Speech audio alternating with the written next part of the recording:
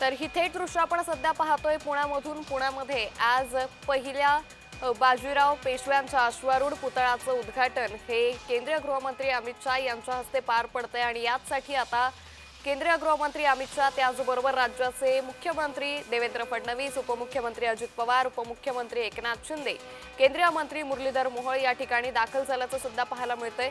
तर याच पुतळ्याच्या अनावरणाचा कार्यक्रम हा पार पडतोय आणि ही थेट दृश्य आपण सध्या पुण्यामधून पाहतोय।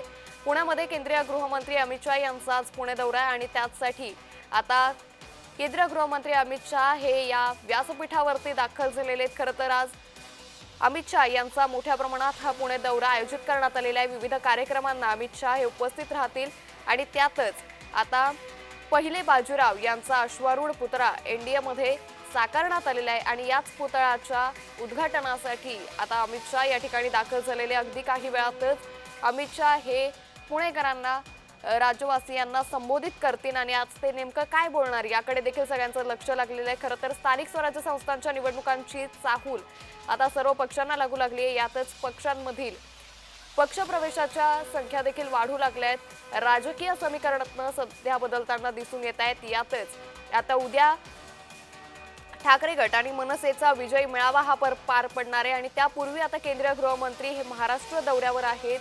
आज ते पुण्यामध्ये दाखल झालेले आहेत। काल संध्याकाळी ते दाखल झाल्यानंतर मुख्यमंत्री देवेंद्र फडणवीसांकडून केंद्रीय गृहमंत्री अमित शाह यांचं जल्लोषात स्वागत देखील करण्यात आलं होतं आणि आता अमित शाह नेमकं काय बोलणार, महाराष्ट्रात कोणकोणत्या मुद्द्यांवरती बोट ठेवणार, त्याचबरोबर पुणेकरांसाठी काही महत्त्वाची घोषणा करणार का याकडे आता संपूर्ण पुणेकरांचं लक्ष लागलेलं आहे। ही थेट दृश्य आपण सध्या पुण्यामधून पाहतोय। पुण्यामध्ये आज पहिल्या बाजीराव पेशव्यांच्या पुतळ्याचं उद्घाटन हे पार पडतंय। विविध कार्यक्रमांचं आयोजन हे करण्यात आलेलं आहे।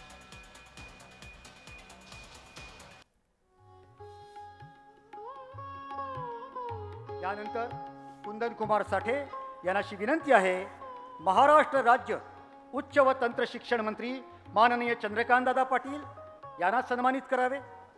त्याचबरोबर महाराष्ट्र राज्य नगर विकास परिवहन मंत्री माननीय माधुरीताई मिसाळ यांचाही सन्मान करावा।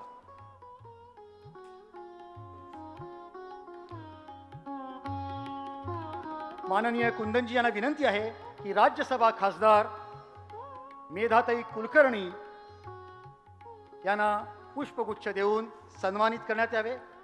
माननीय मेधाताई कुलकर्णी पुणे शहराच्या रणरागिणी त्यांचं आपण टाळ्यांच्या गजरामध्ये या ठिकाणी कौतुक करूया।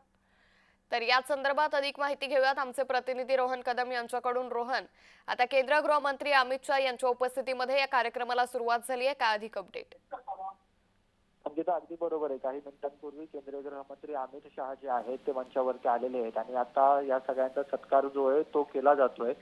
खरं तर एक शौर्यगाथा का सन्मान अशा पद्धतीचा बॅकड्रॉप पाहायला मिळतोय आणि थोरले बाजीराव पेशवे यांचा अश्वारूढ पुतळा जो आहे तो एनडीए मध्ये बसवण्यात आलेला आहे आणि याचा उद्घाटन जे आहे ते केंद्रीय गृहमंत्र्यांच्या हस्ते होत आहे। अगदी या मंचावरती पाहायला गेलं तर अनेक एनडीए मधले किंवा इतर दलातील जे आहेत ते प्रमुख अधिकारी, तिन्ही दलातील प्रमुख अधिकारी जे आहेत ते बसलेले पाहायला मिळत आहेत। स्वतः मुख्यमंत्री देवेंद्र फडणवीस, केंद्रीय गृहमंत्री अमित शहा, उपमुख्यमंत्री एकनाथ शिंदे, अजित पवार, मुरलीधर मोहोळ, चंद्रकांत पाटील आणि मेधा कुलकर्णी ज्यांनी काही दिवसांपूर्वी थोरले बाजीराव पेशव्यांचं नाव जे आहे ते पुणे रेल्वे स्टेशनला द्यावं अशा प्रकारची मागणी केलेली होती आणि त्यानंतर जे आहे ते मोठा वाद पुण्यामध्ये निर्माण झाल्याचं चित्र पाहायला मिळत होतं। परंतु आता थेट केंद्रीय गृहमंत्री अमित शहा यांच्या हस्ते जे आहे ते थोरलेल्या बाजीराव पेशव्यांच्या अश्वारूढ पुतळ्याचं लोकार्पण उद्घाटन जे आहे ते केलं जात आहे आणि त्यामुळे हा सगळा कार्यक्रम जो आहे तो छोटेखानी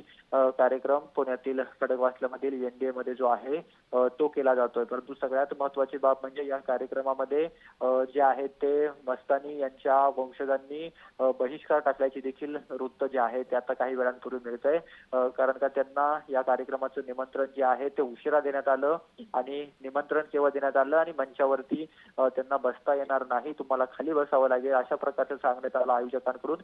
त्यानंतर त्यांनी नाराजी जी आहे ती माध्यमांसमोर येऊन व्यक्त केलेली पाहायला मिळते.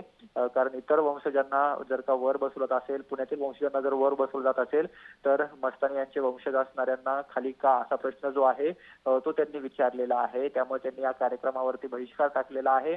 परंतु सध्याच्या घडीला हा कार्यक्रम जो आहे तो सुरू झालेला पाहायला मिळतोय. या कार्यक्रमाच्या माध्यमातून नेमकं मुख्यमंत्री देवेंद्र फडणवीस किंवा केंद्रीय गृहमंत्री अमित शहा काय बोलतायत याकडे सगळ्यांचं लक्ष लागलेलं असेल. कारण का पुण्याच्या रेल्वे स्टेशनच्या नामांतराचा बाबतचा प्रश्न जो आहे तो मागील काही दिवसांपासून उफाळून आलेला आहे. थोरले बाजीराव पेशव्यांचं नाव जे आहे ते या रेल्वे स्टेशनला द्यावं अशा प्रकारची मागणी केली जाते. त्यामुळे आजच्या या कार्यक्रमामधून काय अशी घोषणा केली जाते का, याकडे सगळ्यांचं लक्ष लागलेलं पाहायला मिळतंय. निश्चित रोहन, या संदर्भातले अपडेट आम्ही तुमच्याकडून घेत राहू. तुर्तास धन्यवाद आपण दिलेल्या सविस्तर माहितीसाठी.